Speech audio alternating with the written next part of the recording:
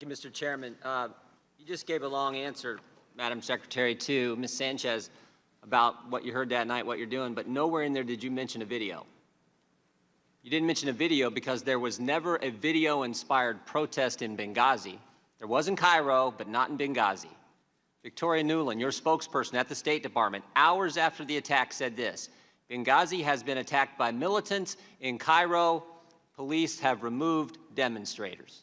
Benghazi, you got weapons and explosions. Cairo, you got spray paint and rocks. 1 hour before the attack in Benghazi, Chris Stevens walks the diplomat to the front gate. The ambassador didn't report a demonstration. He didn't report it because it never happened. An eyewitness in the command center that night on the ground said no protest, no demonstration. 2 intelligence reports that day. No protest, no demonstration. The attack starts at 3:42 Eastern Time, ends at approximately 11:40 p.m. that night. At 4:06, an ops alert goes out across the State Department. It says this: mission under attack, armed men, shots fired, explosions heard. No mention of a video, no mention of a protest, no mention of a demonstration. But the best evidence is Greg Hicks, the #2 guy in Libya, the guy who worked side by side with Ambassador Stevens. He was asked if there had been a protest, would the ambassador have reported it? Mr. Hicks' response: absolutely.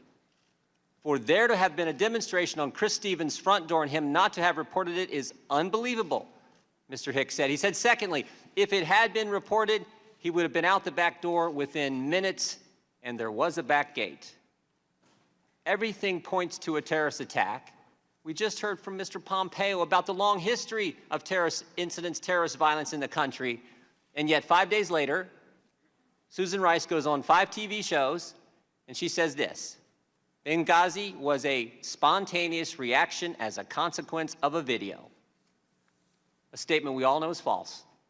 But don't take my word for it. Here's what others have said. Rice was off the reservation on 5 networks. White House worried about the politics. Republicans didn't make those statements. They were made by the people who work for you in the Near Eastern Affairs Bureau, the actual experts on Libya in the State Department. So, if there's no evidence for a video-inspired protest, then where'd the false narrative start? It started with you, Madam Secretary. At 10:08, on the night of the attack, you released this statement: some have sought to justify the vicious behavior as a response to inflammatory material posted on the internet. At 10:08, with no evidence, at 10:08, before the attack is over, at 10:08, when Tyrone Woods and Glenn Doherty are still on the roof of the annex fighting for their lives, the official statement of the State Department blames a video. Why? During the day on September 11th, as you did mention, Congressman, there was a very large protest against our embassy in Cairo. Protesters breached the walls. They tore down the American flag.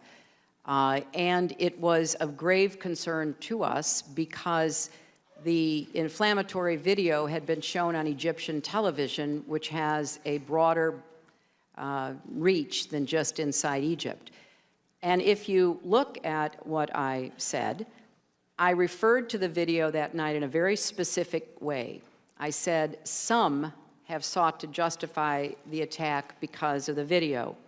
I used those words deliberately, not to ascribe a motive to every attacker, but as a warning to those across the region that there was no justification for further attacks. And in fact, during the course of that week, we had many attacks that were all about the video. We had people breaching the walls of our embassies in Tunis and Khartoum. We had people, thankfully not Americans, dying at protests, but that's what was going on, Congressman. Secretary Clinton, I appreciate most of those attacks were after the attack on the facility in Benghazi. You mentioned Cairo. It was interesting what else Ms. Nuland said that day. She said, if pressed by the press, if there's a connection between Cairo and Benghazi, she said this: there's no connection between the two.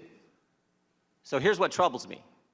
Your experts knew the truth. Your spokesperson knew the truth. Greg Hicks knew the truth. But what troubles me more is I think you knew the truth.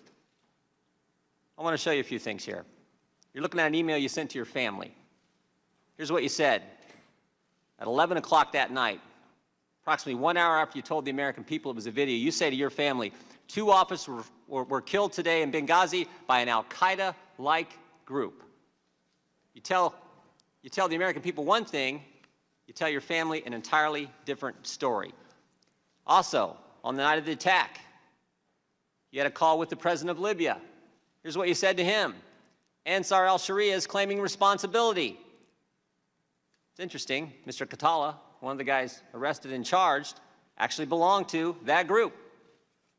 And finally, and most significantly, the next day, within 24 hours, you had a conversation with the Egyptian Prime Minister. You told him this: we know the attack in Libya had nothing to do with the film. It was a planned attack, not a protest. Let me read that one more time.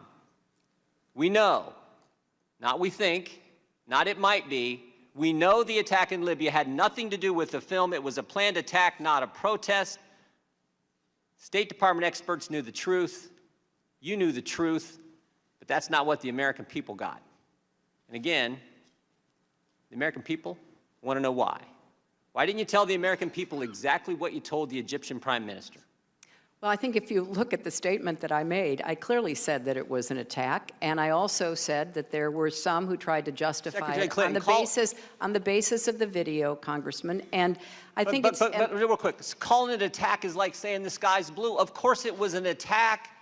Well, we want to know the truth. The statement you sent out was a statement on Benghazi, and you say vicious behavior as a response to inflammatory material on the internet.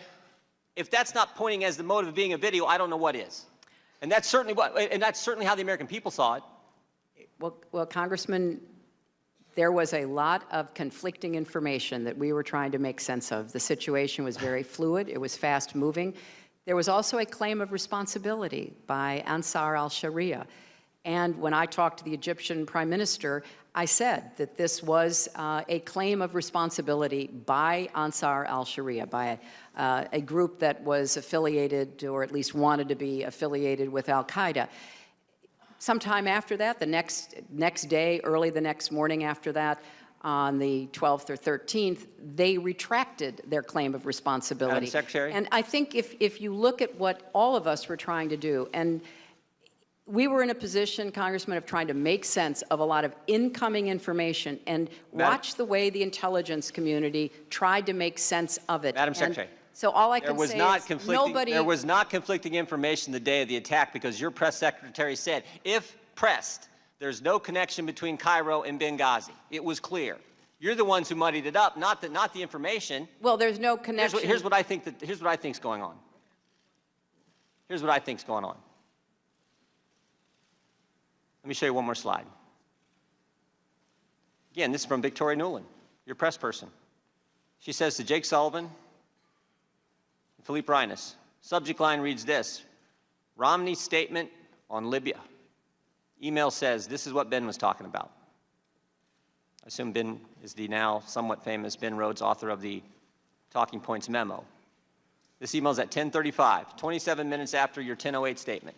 27 minutes after you've told everyone it's a video, while Americans are still fighting because the attack's still going on, your top people are talking politics.